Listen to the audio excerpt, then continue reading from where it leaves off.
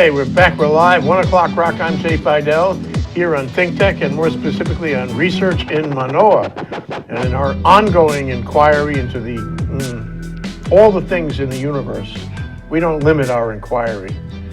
We have with us Jeff Taylor, researcher, Hawaii Institute of Geophysics and Planetology in SOAS, the School of Ocean and Earth Science and Technology at the University of Hawaii Manoa, and we have Linda Martell, academic support in Hawaii Institute of Geophysics and Planetology. Thank you again for being here, you guys. Nice Always to be here. good to be here. Mainstays to teach us and make us curious about the universe. And today's show is the origin of the Earth and the Moon, inseparable. Wow, that's provocative. We need to know about that. Who wants to start? We're going to talk about some of the older theories that people had about the origin of the moon, because we've seen that moon up in the sky ever since mankind's been looking up there. So how did it get there? And then we're going to talk about a breakthrough in the 1980s that kind of changed a lot of Drastically thinking. changed the way we're looking. Interesting. Yeah, and how come the we were theories not are- advised of this earlier? Yeah. You didn't ask. Okay. So today people are still thinking about these theories and coming up with ways to test them. So, So we'll start from the get beginning. into a little bit of that. Okay. But this whole idea of inseparable, has been since the space age, these pictures of the Earth and Moon. In Apollo, it was beautiful pictures of the Moon in the foreground and Earth in the background. And then satellites going to other planets started taking pictures of the Earth and Moon from a distance. Yeah. And one of the coolest recent one taken, it was taken about actually 18 months ago, I think. The satellite called, it's a deep space climate explorer. And they have a camera on it that has an acronym, but the acronym spells out EPIC. Epic. Really, Perfect. what a great name. Perfect. And so acronym. it's 1 million miles from Earth, this satellite, and it's in a place where all the gravity balances that we call them Lagrange points, and they so that it's easy to aim it and keep it aimed at the Earth, and it just looks at the Earth and takes a picture every couple of hours. And Is it's this been doing further it than for- the moon? Further than the moon, How yeah, far is the moon? 250,000 miles, and this is Okay, a well, million miles, so it's you 4 get a times great further. shot then from a Yes, million and miles. we have You can see this it. film they made of looking at the Earth from a million miles, and the moon goes in front of it, and it gets a picture of it. But what you get a picture of is the far side of the moon that you don't see from the Earth, because it's always locked in gravitationally, so always the same side looking at the. Can we see that now? I think we could. Oh, To see exciting. the first slide, which See is, what we can here it do. is. Here's the moon creeping in. Oh, wow. Look at that, and that's all the far side of the moon. Dark. It's dark, but not now, otherwise we couldn't see it. Yeah. The Dark Side of the Moon was a great album, though. Well, let's do it one more time. One more time. Can we do that one more time? Get some more detail on it? And so the moon doesn't always intersect this view of the Earth from this satellite. And so, but it's neat. And the whole idea of the mission is to look at the Earth, just look at it and to try to understand. It has some other sensors on board, but the camera seems to be so cool. So this is the far side. It looks quite different, not as much of the dark areas that we have on the near side. Right, we would never see that from We'd the never surface see that, here. yeah. So, yeah. but here they are close together. Their formation must have something to do with each other. Yes, they must. Rather than just some accidental thing, you would think. Yes. And certainly, however the moon formed, we think we know, sort of. But however it formed, it must be informative about the very beginnings of the Earth too. Yes. And that's what's so neat about That's it. why we Yes. call them inseparable. Yes. Right. I love this discussion. Yeah, in contrast to like Jay and me, as you would attest to, insufferable. Completely, It's completely different. different. It's not exactly the same thing. So, I mean, it's not just logic that makes us believe that the moon and the Earth, had a relationship or have a relationship. It's got to be science too, right? It's not just logic. What is the science? Well, the science, first, let's go through the ideas that we had until 1984, literally. And so we have three pictures here that we're going to describe. Just Okay. three major theories. They were all in such disfavor that Harold Urey, who is kind of the founder of space chemistry, he said that, well, these theories are all wrong, so the moon mustn't exist. There you go. That's a good one. So anyway, Okay, if you could put up the second slide. Looks like a bowling pin. Oh, it's mine. It's a bowling pin. It's a bowling pin. The idea was that the Earth was spinning so fast early on that a blob of it spun off to form the moon. It's perfectly logical for something like that to happen. But would there be a time when it was all hot like that and molten like that? It was, in order for this to work, it has to have been that way. And then the question is, were there data that would say that? And the moon and Earth both formed very early. And if they form really hot, then that could actually happen. You don't sound convinced. No, no one was convinced about that because it was, you couldn't figure out two things. One was how to get it spinning fast enough for this blob to come flying off. And the second thing was how to, if you get it spinning fast enough, there's too much spin, and you have to get rid of a lot, we call it angular momentum. Get rid of the spinning of the Earth, spinning of the moon, and spinning of the, in its orbit. It's too much of it. The moon would be whipping around the Earth, and you have to get rid of it. Well, it turns out recently someone has figured that out. But nevertheless, the other problem is, it is testable in principle if the moon and Earth have the same chemical composition.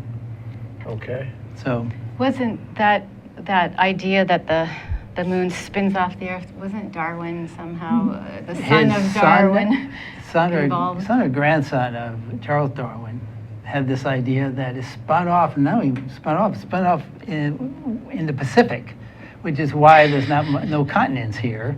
That's what his idea the moon was. came from the Earth. Came from the Earth, right specifically from the Pacific. Well, that can't possibly be because the seafloor is too young and the moon's been there for too long. But that's But the idea old was idea. was very popular. But everyone recognized, even when in discarding that theory, that it had to be early on. Yeah. When the moon's, as you pointed out, when the Earth is just molten. Yeah. Well, there's another idea. So Okay. that's our third picture. Okay. Third picture. Oh, this is interesting. So this is an idea that the Earth is in the middle there, it's still hot, and then the moon came together at the same time. They sort of, see that ring of rocky stuff? It coalesced into a moon, and so they sort of grew up together side by side but independently. But that doesn't really work as an idea because the Earth has a very large metallic core and the moon doesn't. So if they grew up sort of at the same time from the same building blocks, why didn't they sort of come out the same? Yeah. The other thing is there a physical principle about that belt of space junk out there? Can we see that picture again for a minute? You know, that belt? I mean, is there a principle in physics that would say, well, if this stuff is spinning around the Earth as it was then, that it could come together? Yeah.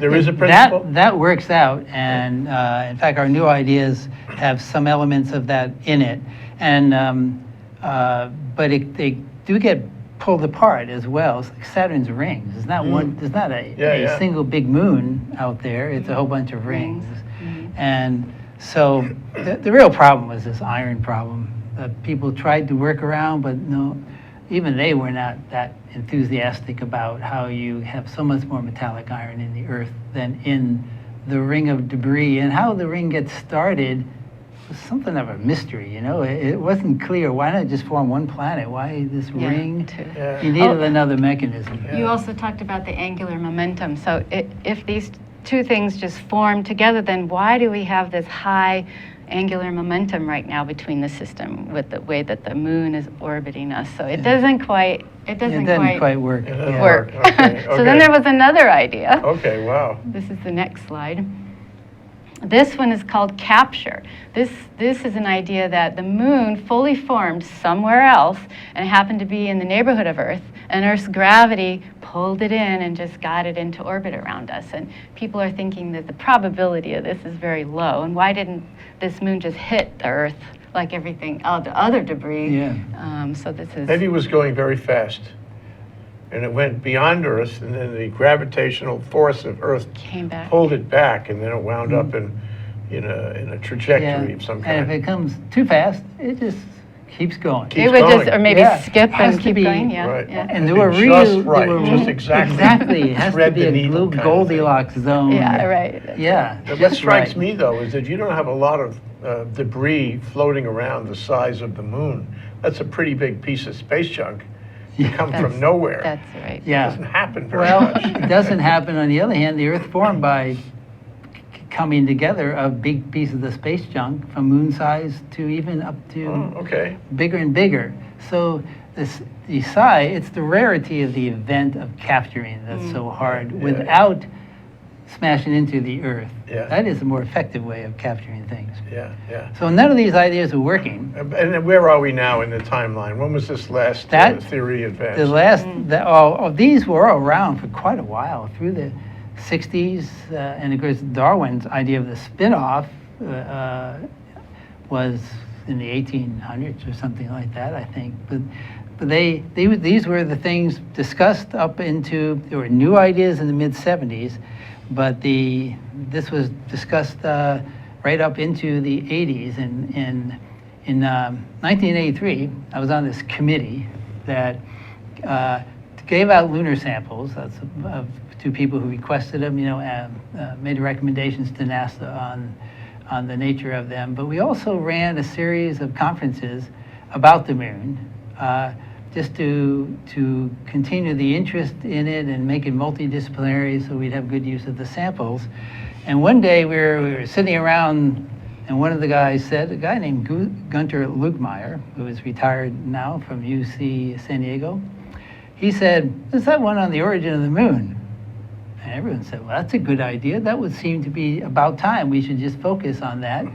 And he said, and then we said, "Well, where should we have it?" And then we could tie it to another conference. That makes it economical for people to come. And then, so we said, "Where's this next?" There's an astronomy conference called the DPS meeting, the Division of Planetary Sciences. "Where's the next meeting?" Someone said, "Hawaii." Good thought. I was not living in Hawaii then, so we all said, "Ooh, this is obviously the choice." And so it was held in Hawaii, in Kona, in 1984. And at that conference, a whole new idea emerged. You were there. Yeah, in fact, I was one of the 3 organizers of the conference. Okay. Linda wasn't born yet. Oh, She was that's funny. she was an infant, no question about it. Yeah, and anyway, there was 2 papers published. Actually, one was an abstract only in 1975, and they just languished. But the idea was the moon formed by a big impact, but with like a Mars-sized object. Yeah. In fact, if you can show number 6. Oh, this is happened to really number getting 5? interesting. Oh, wait, now. no, wait, show number 5. We'll go back to this. You forget 6, yeah. There we go. I just wanted to show this. That was held at the King Kamehameha Hotel in Kona, downtown yeah. Kona. Yeah. And this is the hallway it was held in. I took this picture in April of this year when I went, my daughter was, this is an American Youth Soccer Organization meeting. Okay. And it was at the NYSO, same yeah. it was at the same hotel. So I took a picture of the hallway, and the meeting rooms are off to the left. And I just thought I would show that.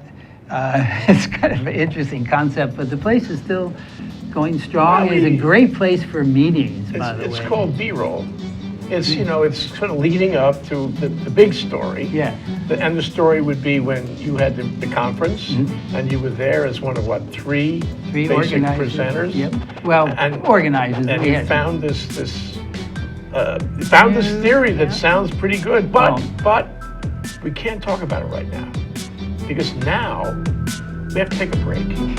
But when we come back, Sure. yeah, Oh, okay. yeah, be better after it'll 1 be minute. better, Watch yeah. this. Thank you for watching Think Tech. I'm Grace Chang, the new host for Global Connections. You can find me here live every Thursday at 1 p.m., where we'll be talking to people around the islands or visiting the islands who are connected in various aspects of global affairs. So please tune in, and aloha, and thanks for watching. I'm Ethan Allen, host of Likeable Science here on Think Tech Hawaii. Every Friday afternoon at 2 p.m., you'll have a chance to come and listen and learn from scientists around the world. Scientists who talk about their work in meaningful, easy to understand ways. And you'll come to appreciate science as a wonderful way of thinking, way of knowing about the world. You'll learn interesting facts, interesting ideas. You'll be stimulated to think more. Please come join us every Friday afternoon at 2 p.m. here on Think Tech Hawaii for Likeable Science with me, your host, Ethan Allen. Bingo, we're back. Think Tech on research in Manoa with Jeff Taylor and Linda Martell, talking about the origin of Earth and the Moon, inseparable.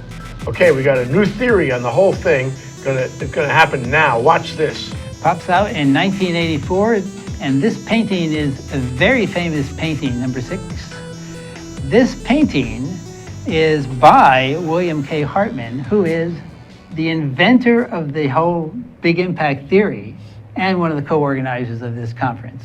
The third one was a guy named Roger Phillips, who recently retired from Southwest Research Institute. So Hartman is a painter as well as a scientist, which is a great gift to be able to illustrate your ideas. Yeah, really great. So he and a guy named Don Davis came up with this idea that there's a lot of things, kind of, Jay, like you were talking about before, about these things flying around. They like moon-sized objects and even bigger. Well, they thought maybe a Mars-sized object hit the Earth and sent debris into orbit. Sort of dug a hole and threw Sort that of piece out. dig a hole, but it's such a violent event because they're coming in at 15, what's it coming in? Bigger than 25,000 miles an hour, because that's the Earth's escape velocity. And there's a tremendous amount of energy involved. And so it ends up making kind of a ring around the Earth, and we'll show a little movie of that in a bit, but it really is a profoundly important event.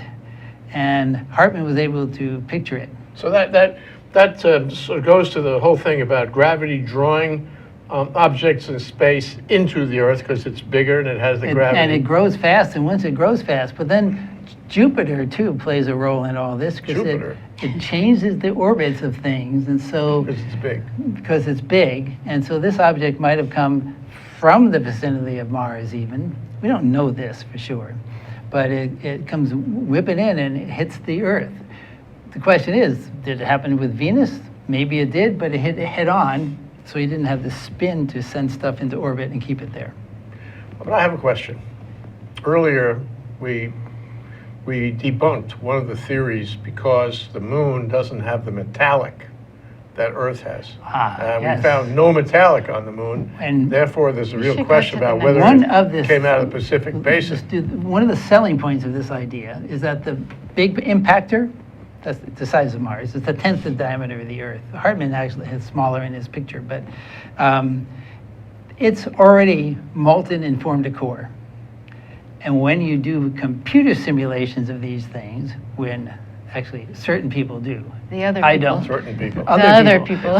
We have a technical staff that does, and they don't want to be called Very technical staff, I don't think. resourceful. Anyway, the metal, the big core that is way bigger than the Moon itself actually, ends up sinking through the Earth into its core. And the stuff that goes into orbit is from the rocky outsides of the two objects. Okay, and And that would not solves- include metals. And that solves the problem of the Okay. metal core, and then it solves the problem too of spinning everything up so that you keep things in orbit. And so it's kind of a satisfying idea. And everyone at this conference, except for 3 people, bought into the idea. 2 of them, one was a captain guy and one was a fishing guy, and you know those people, you just can't Nothing- keep it. nothing. And but the other guy was this really great lunar scientist, and still is a great lunar scientist, named Paul Warren. He's at UCLA, and he on the field, we had a field trip in between this first meeting and the Origin of the Moon meeting to Kilauea, and at the Volcano Arts Center I'm sure. Hartman has painting there for sale. This guy, Paul Warren, buys the painting. Perfect. And at the end of the conference, he was one of the people who didn't buy into the idea yet. He bought the painting, but not the idea. Not in the idea, yeah. Still owns the painting. He wanted to get it off the market. He still owns the painting and has it on display beautifully in his house and taken care of with special lights because he knows it's a Knows it's important thing. In his heart, he knows it's Well, right. he's almost everyone has bought into aspects of this whole thing now. Yeah. So. Okay, let's look at the simulation now, okay? And- Or you Well, want to one look more at point, something? one more quick one point. more? Oh, here it is, yeah, Okay, take a there look. it is, This- okay. This is done by Robin Canup, who's at Southwest Research Institute in Boulder. And there are two objects come smashing into each other, and it'll play wait, again. We let's- just have to have time. It'll Play it again. When the two objects hit, there's a color There we coding go. for temperature. The redder, it's hotter. The temperatures of the really hot things get up to 7,000 Kelvin. Oh, And then you can see all the debris around the moon. The little circles are actually little analytical grid points in the calculations. These are called 3D hydrodynamic codes. of course they are. At dinner, my That's wife what and I I call speak of little oh, else. Really, you can't. I don't go a day, do I, without saying 3D hydrodynamic Hydrodynamic. code. Now I. So those codes are driven by the real chemical evidence that we have from the rocks that the Apollo astronauts they- brought back, and the isotopes. And One of the interesting This things is not in a about vacuum, so to speak. no, No, they're bringing and computer power. The beauty of this 1984 conference is that computers had become cheaper. And so you could have a little laboratory computer and run simulations. They were simpler than they are now. But that came along, and our knowledge of the impact process came along. So these two things could be combined, and now all those things are much better than anything else, and just as our chemical analyses are better than they were then. Yes. So it's really is great. And an interesting thing about one of the interesting things about the Big Impact idea is that it actually ties elements of all the other ideas together. Yes. And so the slide 7 shows this. remember Okay. those other pictures we showed? They have those names: fission, capture, and co-accretion growing together. And where they all intersect in ideas is that big impact theory now. We call it the giant impact theory hypothesis. So we're still working on that. That's what all of the But it has effort is in. has some aspects. The Of impact each. chips things off. Doesn't quite chip it off. Is not the right thing because it melts so much of it and vaporizes even. I mean, Yeah. after this cloud contains rock vapor. I mean, this is so hot. Rock vapor? Yeah. Wow. Wow. But and it goes around, so then it becomes there's a cloud of stuff Like- accreting around the Earth, just like the co-accretion. Yeah. But it captured it too because some of the material is coming from the big impactor. And it does kind of fission off a lot of material from the Earth, so it has elements of all of it. All of the ideas. So it's like the Henry Clay great compromiser theory of the origin of the Yeah. moon. It blends everything together. Can we look at that one more time? Just want to. The Robin. Okay, so Oh. I understand the capture because the capture assumes that it's coming from space somewhere. And the modification is instead of going around the Earth, it hits the Earth. I understand co-accretion because, well, I'm not sure I understand the implications of co-accretion and big impact. And with fission, I don't understand that because fission assumes that it came from the Earth. Well, it did It does. come- yes, but it did, yes. It isn't all of it. It's some of Some it. of And it. the two Okay. things Oh, may wow. merge, and there is isotopic evidence that suggests that they merge completely. I mean, they got homogenized. Whatever the composition of the big impactor and Came the off Earth. sort of like that. Yeah. What about so the co-accretion one? the co-accretion is, once you do this, and you remember at the end of the simulation, which we should show again because it's so cool. That's from the internet. You hear about that? You hear about I've the heard of it, internet? yeah. I know I've And heard but once at the end of it, you see this disk of stuff around it. Well, the moon forms in that. So in that sense, it's at that stage, it's co-accreting. The Earth is already formed, so that's a different. But it accretes around the Earth. So what is this, this theory? Oh, here it is again. Oh, there it is. Okay. So this is what happened when. If that- something hit the. If something Something hits the Earth. Earth. And they do many, there's a lot of variables, the size of the object, the velocity of the object, and the angle with respect to the. This would be Earth moon. consistent with geophysics, geophysical Yes. principles. Yes. Yeah, Yes. yeah. It really is an interesting thing. Well, yeah, that, I wanted to explore that. So here we are, and we've found a theory that works, that adopts accidentally or on purpose, all the three theories from before. And now we have a better guess as to what happened and how the moon, okay, but what does this teach us in a larger sense? What have we learned here that, that would be useful in space travel, that be useful in understanding, the formation of other moons and places? Around other suns. Around other stars? Yeah. I mean, it sounds like Planets. it would be, it's a breakthrough of sorts, but what is it?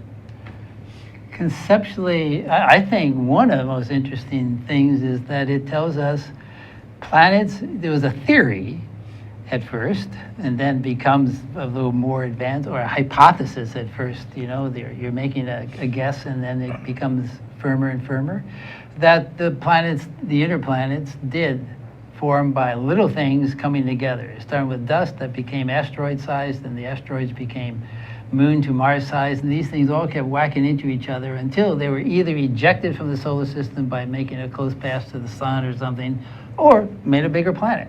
Yeah. And there is hints that this is going on when we look at stars, other stars, and other. The astronomers are looking for this kind of situation. Around other stars, are there Earth-like planets with moons similar to ours, like a Similar to system ours. like ours? And we. But it could happen again. Maybe not here. Not Maybe here. We're an older solar system, am I Yeah. right about that? But it could happen somewhere else, and we Oh. could actually, We, in principle, we had a PSRD article that was written by one of our graduate students with a faculty member who could have been in the Institute for Astronomy, but he's in geology and geophysics, one of these broad It's close, multidisciplinary isn't people it? by Yeah. Eric Gaidos, his name is. I don't know if you've ever met him. And David Trang was the student. It was part of a course project, and there was a signal in the infrared around one of these very young stars that you can interpret as a big collision.